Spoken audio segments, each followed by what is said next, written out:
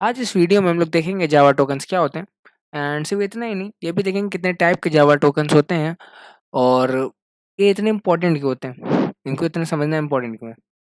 तो स्टार्ट करते हैं अपने वीडियो से। जावा टोकन्स सबसे स्मॉलेस्ट यूनिट जो हमारे प्रोग्राम में होता है, जावा प्रोग्राम में, उसे हम लोग जावा टोकन कहते हैं। चाहे वो एक सेमीकोलन हो, चाहे वो की एक वर्ड हो, कुछ भी, सबसे जो स्मॉलेस्ट टोकन होता है या स्मॉलेस्ट लेटर, उसे हम लोग जावा टोकन कहते हैं। एंड ये एक्चुअली 6 टाइप के होते हैं। सबसे पहला कीवर्ड्स, आइडेंटिफायर्स, लिटरल्स, ये सारे हैं, ऑपरेटर्स, सेपरेटर्स एंड कमेंट्स। तो ये बहुत कन्फ्यूजिंग लग रहा होगा कि ऐसे वर्ड्स कहाँ याद रखेंगे हम लोग। तो मैं एक-एक करके सबको एक्सप्लेन करूँगा एंड मैं इसको बाद में इसलिए बता रहा हूँ क्योंकि आप अच्छी खासी प्रोग्रामिंग कर चुके हो, अच्छी खासी प्रैक्टिस कर चुके हो, तो अब आपको ये सारे आसान आराम से क्लियर हो जाएगा कि आखिर ये होता क्या है। सबसे पहले डिस्कस करते हैं कीवर्ड्स। ये एक हमारा, ये जो वर्ड्स हैं, मेन, क्लास, प्राइवेट, डबल, ये सब जो हम लोग यूज़ करते हैं अपने प्रोग्राम में, ये होते हैं कीवर्ड्स। सिंपल सा है, जो ये सारे जो हैं, बस इन्हें हम लोग कीवर्ड्स कहते हैं। तो हम लोग का एक ये सिंपल सा प्रोग्राम है, बहुत ही सिंपल सा। एंड अगर मैं बताऊँ, तो अगर आपसे कहूँ कि इसमें से कुछ कीवर्ड्स जो हैं हाइलाइट करो, तो ये रहे। जो रेड कलर के हैं वो कीवर्ड्स हैं। तो देखिए कितने इंपॉर्टेंट होते हैं कीवर्ड्स। एंड ये होते हैं रिजर्व्ड वर्ड्स, इनको आप चेंज नहीं कर सकते हो, एज इट इज़ लिखना पड़ता है। जैसे अगर पब्लिक है, तो आप पब्लिक का पी कैपिटल नहीं कर सकते, स्मॉल ही लिखना पड़ेगा।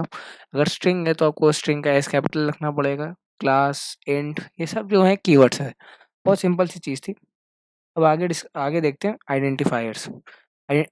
जो भी हम लोग खुद से नेम बनाते हैं, जैसे वेरिएबल का नेम हो गया या क्लास का नेम हो गया, जो भी खुद से बनाते हैं उसे आइडेंटिफायर्स कहते हैं, जो कि कुछ आइडेंटिफाई करने काम आता है। जैसे मान लो हम लोग ने वेरिएबल बनाया, अब उसको आइडेंटिफाई करने के लिए हम लोग कुछ नेम देंगे, उससे हम लोग आइडेंटिफायर कर देते हैं बस। तो वही प्रोग्राम है एंड हम लोग देखते हैं इसमें आइडेंटिफायर कौन कौन से हैं। जो हम लोगों ने अपने आप से आइडेंटिफायर बनाया, उससे हम लोग, जैसे कि कोई वेरिएबल का नाम या क्लास का नेम हो गया, ये जो स्ट्रिंग आर्ग्स है, ये भी एक आइडेंटिफायर है। इनको हम लोग चेंज कर सकते हैं, इनको हम लोग खुद से डिफाइन कर सकते हैं। एंड बस ये जो, इनका हम लोग नाम कुछ भी रख सकते हैं, जैसे कुछ भी, बट कीवर्ड्स नहीं यूज़ कर सकते हैं इनकी जगह, क्योंकि कीवर्ड्स तो रिजर्व्ड वर्ड्स होते हैं। एंड इनके कुछ रूल्स होते हैं जो कि हम लोग को मालूम ही है, जो भी कि वेरिएबल नेम करने के काम आते हैं। जैसे कि वेरिएबल नेम करने के जो रूल्स होते हैं ना, बस वही आइडेंटिफायर्स नेम करने के रूल्स होते हैं बस। फिर आता है लिटरल्स। अब जो भी हम लोग वैल्यू प्रोवाइड करते हैं खुद से, उसे हम लोग लिटरल कहते हैं।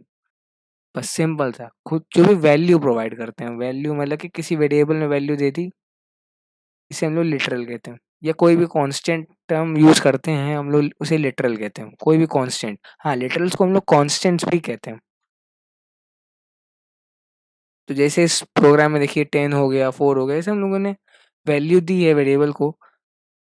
एंड ये जो ये जो एक्सप्रेशन है पूरा, इसमें हम लोगों ने -3 करा है, ये भी एक लिटरल है, कांस्टेंट है, जिसको हम लोग मतलब यूज़ कर रहे हैं। कोई भी नंबर हो गया, इसकी जगह स्ट्रिंग भी हो सकता है, कोई लेटर भी हो सकता है, ट्रू फॉल्स भी हो सकता है, ये सब लिटरल्स हैं।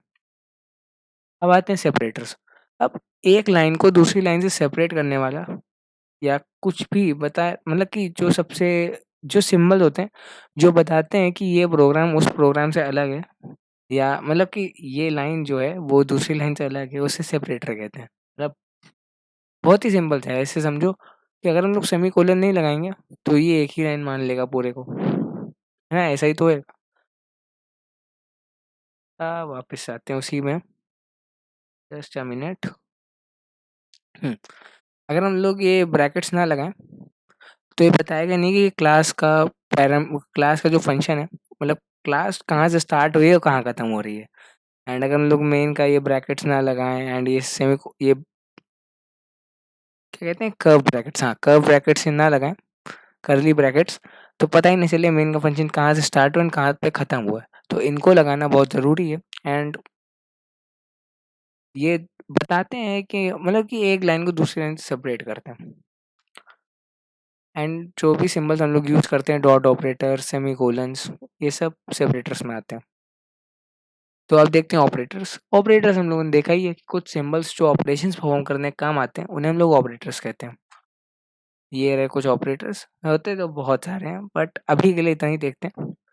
एंड अगर इसी प्रोग्राम में हम लोग देखें कुछ ऑपरेटर्स, तो ये प्लस सिंबल हो गया, माइनस सिंबल हो गया, मल्टीप्लिकेशन, एंड ये इक्वल टू, जो कि असाइनमेंट ऑपरेटर कहते हैं, जो कोई वैल्यू असाइन करने का काम आता है। एंड इसके बाद भी बहुत सारे ऑपरेटर्स हैं जो हम लोग बाद में देखेंगे, अभी इतने ही देखते हैं।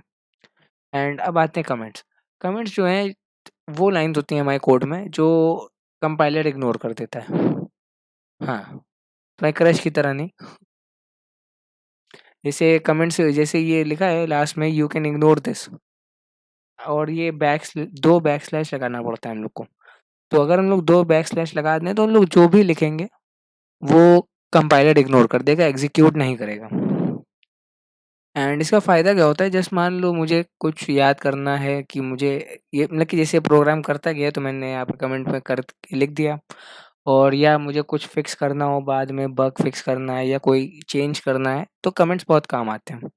एंड सिर्फ एक टाइप के नहीं होते, डबल बैक स्लैश वाले नहीं, एक और होता है मल्टी लाइन कमेंट, इसमें backslash and asterisk use करके हम लोग मल्टी लाइन कमेंट बनाते हैं। तो इस वीडियो में बस इतना ही।